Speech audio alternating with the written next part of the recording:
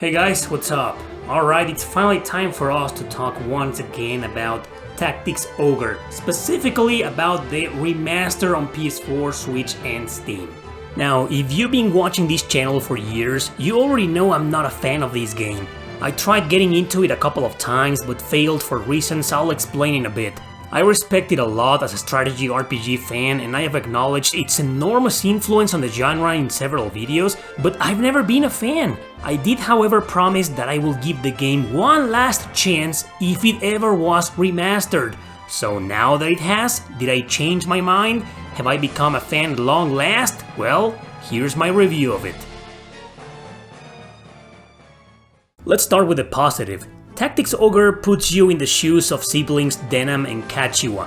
I always thought the U was silent and it was pronounced Katia, but nope, Kachiwa is how the English voice actors say her name in this remaster. So these guys, they want to start a rebellion against the Dark Knights of Lodis, but a war is about to break out between nations with a liberation force in the middle. Now, this is a true role-playing game where your decisions greatly affect the story. It has multiple routes and endings. Your answers will also have an effect on who joins your party and who leaves it. In terms of routes, it's like Shin Megami Tensei. There's a law, a chaos, and a neutral ending. I went in blind with barely any experience from playing the original versions I couldn't get into before. For whatever reason, I got into the chaos route even though my decisions were the exact opposite of evil. My point is, the story in this game is fantastic, greatly written, and full of unexpected twists like this.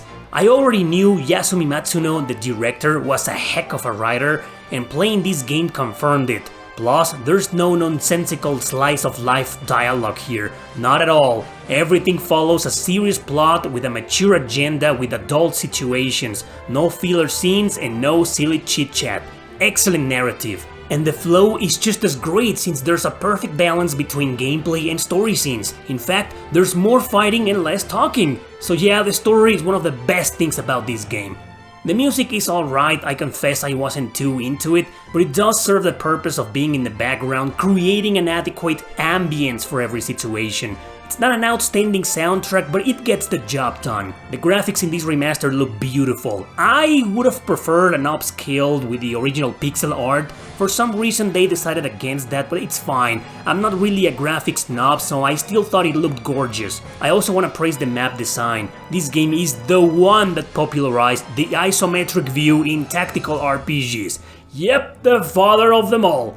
I'm honestly not a fan, but I do want to applaud the terrain design. Everything is very well thought, carefully positioned to either benefit or spoil both the enemy and the player's movements. It just feels like they put a lot of effort into every single map. Now, this game has a job system, even though it's referred to as a class system, which is confusing. You can change any character's job at any time to anything available at certain points of the game. You do this with items known as codex that you get after some maps, or you can just buy them at the stores. They do not go back to level 1 once you change their job, fortunately, but their stats and skills do change drastically, so always keep that in mind. I am not a fan of job systems. I prefer when characters simply class up and their same job simply evolves. But I never felt the job system here was forced on me. I did change some characters' jobs along the way, but most of them stayed with their initial job. You can also recruit enemies, including monsters, into your party. Some of the big monsters are a bit tricky to recruit and they can be very helpful, but I honestly never recruited a single one of them. I'd rather have human party members. It's a personal preference. In any case, I think it's very positive that the game lets the player decide these things, and it can be enjoyed either way. Finally, I want to point out the RNG. Sometimes enemies and allies will parry attacks, but I think it's fair for the most part. You have to find ways to make the best out of your characters in every situation. It really is a game that makes you think rather than brute force your way into it, so the RNG won't screw you over that often. But that also leads me to the negative part of the review, but before that, a very super useful feature is called the Chariot Tarot. You can use it from the menu to rewind the turns in case you mess up. Oh boy, believe me, this is a fine addition and I relied on it a lot. Anyway, on to the negative, man. One of the biggest problems with any version of this game is its difficulty. It's a very hard game. But that's not something negative. What could be perceived as negative is that the enemy AI is way too smart and will outsmart you in most situations. Now, the game does give you several tools to balance this out that are worth mentioning positively. If a party member dies, they're gone forever. Yes, permadeath is here, even for story characters. However, the game gives them a countdown once they fall. It lasts for 3 round turns, not character turns, don't worry, for you to revive them with items or resurrection spells. It is very, very important to always have a balanced party that includes at least 2 healers or 2 characters that can heal.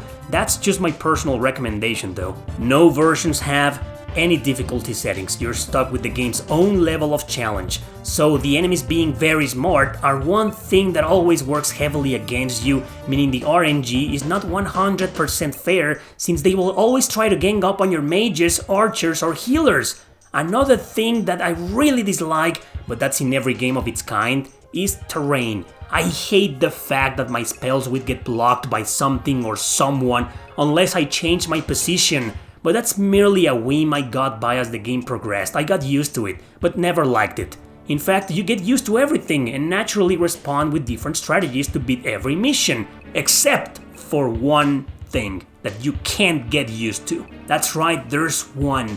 Just one goddamn thing that ruins it all. It completely killed the game for me, and that is the level cap.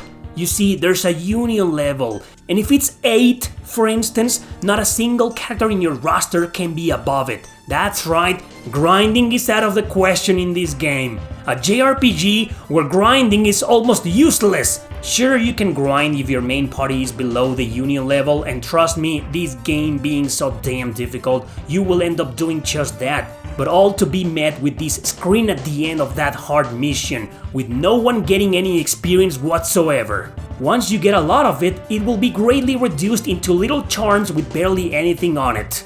Oh yeah, all your experience from that hard map completely wasted. And that is until the story advances and the union level increases. And of course, the enemies are a few levels above you, but you can do nothing to match them. Wow! Freaking beautiful, Matsuno! This is by far the stupidest idea I've ever seen in a role-playing game. Why the hell do you take away one of the biggest features the genre is known for? Why can't I level up my characters to my heart's content just because some developer had some vision, an artistic idea of capping your units just to make the game more difficult? That is an extremely cheap, unfair, and non-creative way to increase the challenge. Taking away the player's choice on how to approach a strategy RPG is a poor excuse to justify ideas. And yes, I know the game can be beaten even with the level cap. There are ways around it. There's this place, for example, called Palace of the Dead,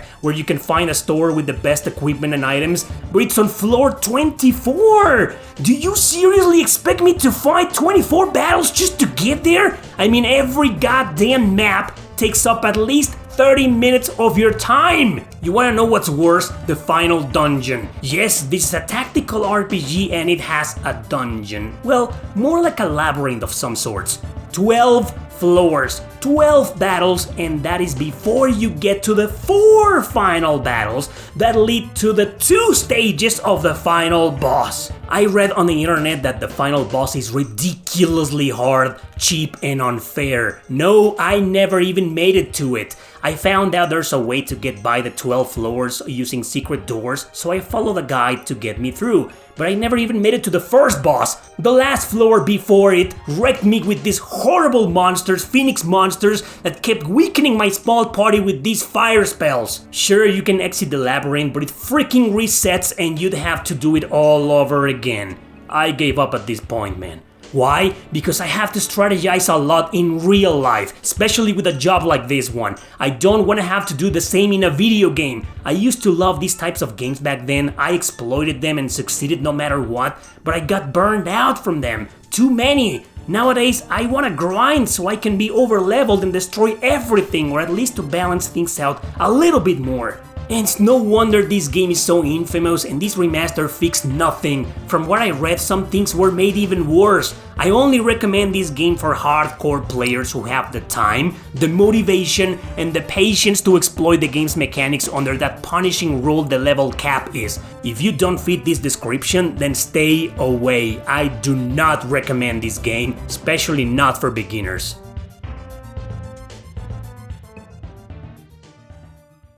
I really want to love this game, guys, to make this review and reveal at the end that I have become a die-hard fan like many of you, but they took away from me the one thing that could have helped me enjoy it more thoroughly. Taking away difficulty settings is fine, okay, I don't care, I'll tear my mind off coming up with strategies to beat your damn maps, but that level cap, that's the fatal flaw this remaster has. It ruined the game for me and I'm done. I fulfilled my promise. I made it at least halfway through the final battle, so you can't deny that I really gave it one last chance this time. But before you bash me in the comments, keep in mind that if I made it this far, it's because I actually liked it. I enjoyed my playthrough of this game despite rage quitting at the end. I don't hate it anymore, I like it. I just don't love it as most of its fans.